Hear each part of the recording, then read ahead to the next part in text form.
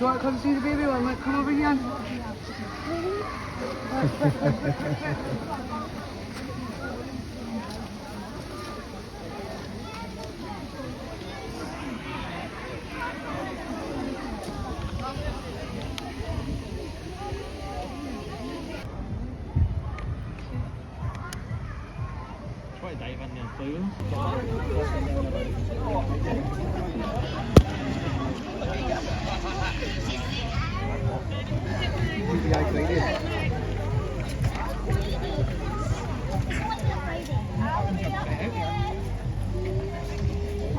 You can stand outside for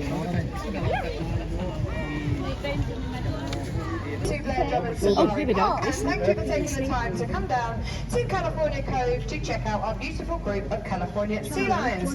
We have everyone but one out with us at the moment. I'll just quickly introduce you to Oscar. He's on your right with Craig showing the superstar. Give you a nice big wave there. Oscar's the man of the demonstrations. He does the most because his girlfriends who are in the middle, that's Inika giving you a nice wave, and Lucy on the end. They're having some free time, some downtime. So Oscar will be doing most of it.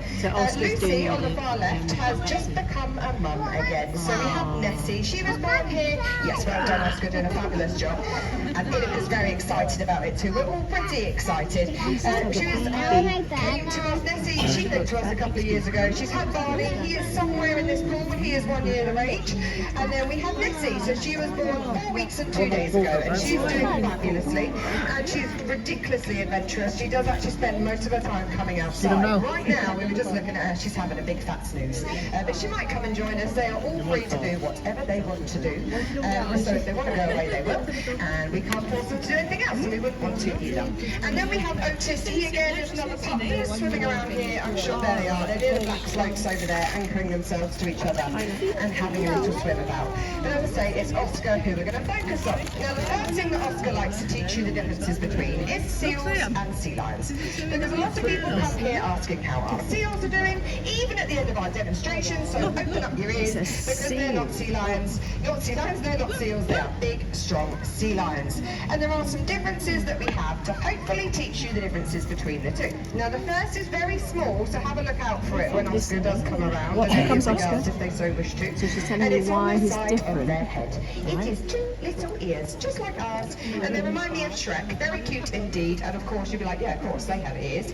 And seals have ears, but you can't see them. Seals' ears are internal, so they just have a hole either side of their head. So look out to see whether you can see any have ears. inside ears. Sea lions have ears on the outside that you can see. Big long foreflippers and some beautiful chubby chins. So the big long foreflippers, they can be about as long as your arm.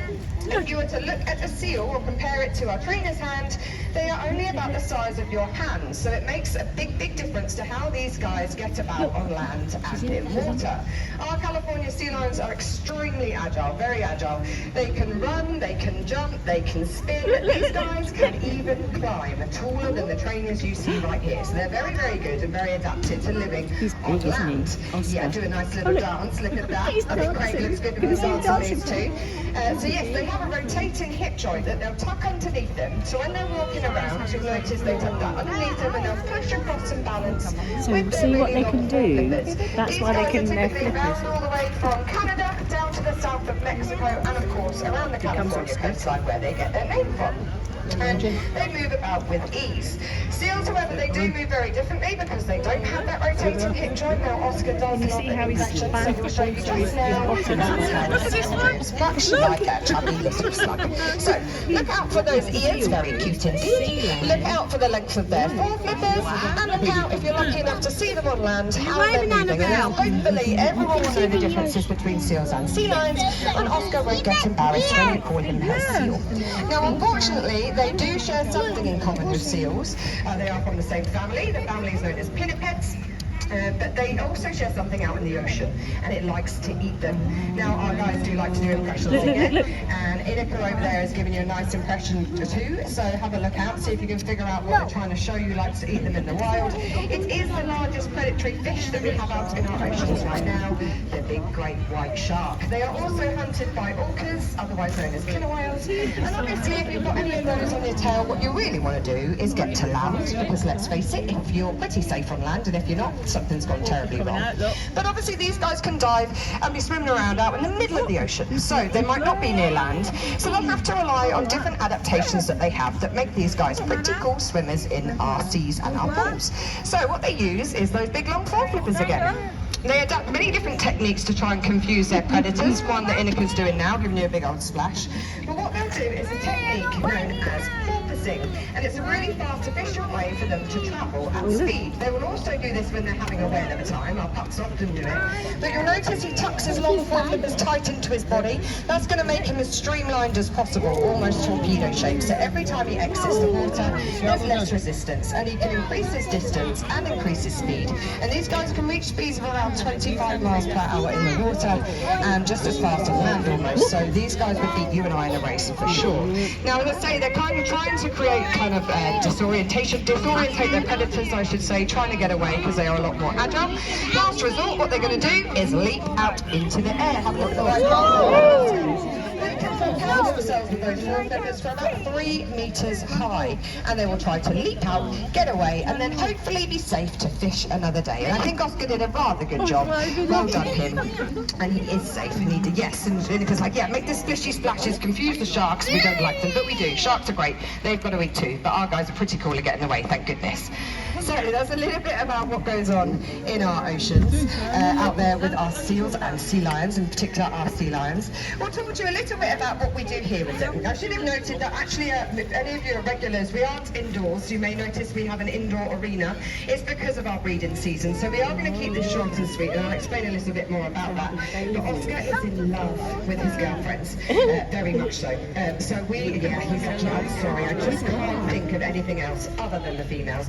Our breeding season for California sea lions out in the wild and in captivity for generations before all of us were born is right in the middle of Scottish summer holidays. And if you get the memo, we can only apologise, but it means that we don't want to push them too far. So we'll focus a little bit about what we'll do here with our sea lions to get them to do all these beautiful things that you can see, but also so that we can train them to make sure they're happy and comfortable with us, and that we can give them a health check every day. Every morning that we come out, we give every single one of them a health check.